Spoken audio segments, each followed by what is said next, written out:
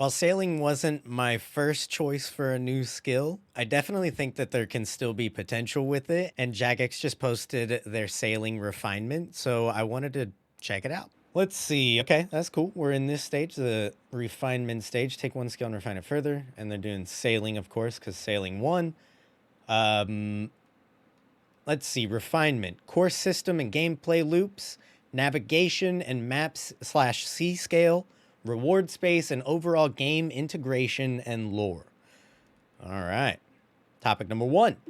Core system and gameplay loops mid-May. As you know, sailing will be an open world skill allowing brave buccaneers to explore the seas of Gielinor, engaging in various maritime activities and upgrading their ships to better withstand the challenges they'll face in the open waters. We're kicking off the refinement stage by discussing the core system and gameplay loops in detail. It's a critical topic because we know your biggest concern with the skill is that it might be like a mini game. This topic will help us steer away from that outcome. We need your help to choose the best skilling methods for sailing, sharing your favorite ideas with us so we can create an exciting gameplay loop that feels 100% old school. During refinement, we'll iron out what we reckon are the best and most enjoyable training methods, whether they be solo, group-based, or high-intensity, or AFK-able. Another question we're interested to hear the answer to is how much time you'd like to spend actually out at sea instead of exploring the islands you'll discover on your adventures. That question and more will be answered in our refinement phase. What do you guys think? Would you guys prefer to spend more time out at sea, or would you prefer to spend more time on the islands that you sail to? That is a good question. I think a good feeling sailing mechanic would feel good, but it doesn't have to take up the entire duration or even most of the duration of the skill. Going to the island would be cool, but that being said, are they going to is every island going to be different? Are there going to be a handful of islands? I think that would affect my answer as well. If there's only 5 iterations of the islands and you keep hitting the 5 islands over and over and over, I think I think I'd probably enjoy the sailing process more.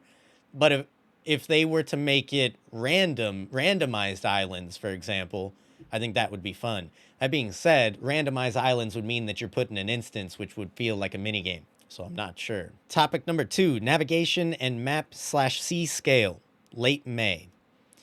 With the core gameplay nailed down, we can start thinking about another key aspect of the skill, how players will navigate the seas, and how those seas are supposed to be. The navigation interfaces you're familiar with from quests like Bon Voyage and Enlightened Journey might be a fantastic nostalgia trip, but they're a bit clunky. Yeah, a bit.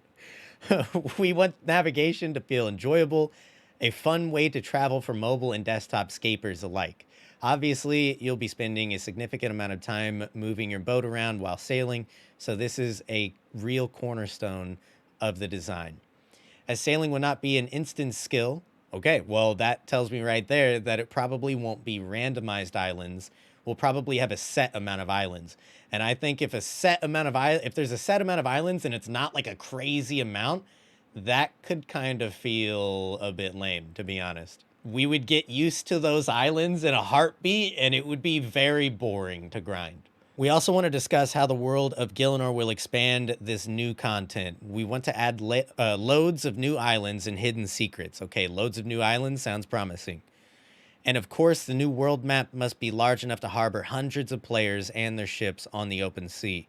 We're considering some kind of prototype to help us gather more accurate information about this topic following your feedback. Lastly, we want to ensure sailing seamlessly integrates with the existing locations and travel methods. A player should expect to be able to sail right up to Catherby Beach and ask the players there about their fishing levels. Wow. While this is something we'll touch on in this topic, we want to come back to it when it's time to look at topic number 4, game integration and lore. All right, topic number 3, and this is the one that everyone wants to know about. It's coming in mid-June.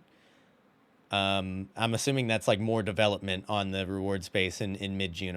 I'm assuming that's what that means.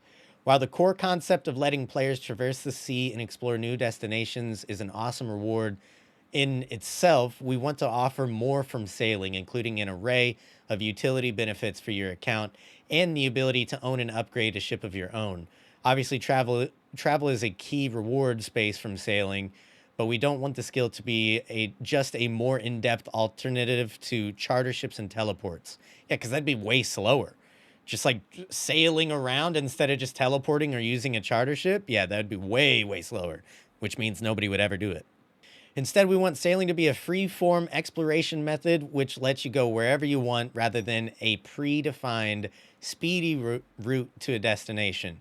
In this way, we're also ensuring that the reward space doesn't crowd out existing travel options. So instead, let's think about all the unique items, resources, and treasures you might find out at sea, and yes, that may well include pirate cosmetics. We already have pirate cosmetics. It's but locked behind a trash minigame. While discussing this topic, we also consider how rewards can enhance existing skills and other gameplay, ensuring that sailing has a meaningful impact even when you're not at sea. As always, you're also mindful about power creep. It's important that we get the right balance for these rewards to ensure they feel motivating enough to grind for without disrupting the game's delicate economy. Dude, if they're worried about the delicate economy, they need to get a handle on these bots. Topic number 4, game integration and lore. In late June, sailing is to feel like it's been a part of Gielinor since the very beginning. So our last stage of refinement will explore how we make this new skill blend seamlessly with existing skills, lore, and areas.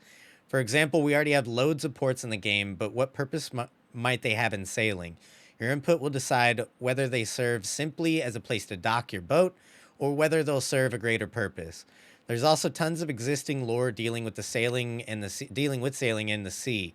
We know we've gotten some budding lore hounds out there, and we'd love to hear from you about how we can tie existing lore into sailing. As you explore more of Gielinor's ocean, of course, you'll meet new NPCs and travel to exciting new places.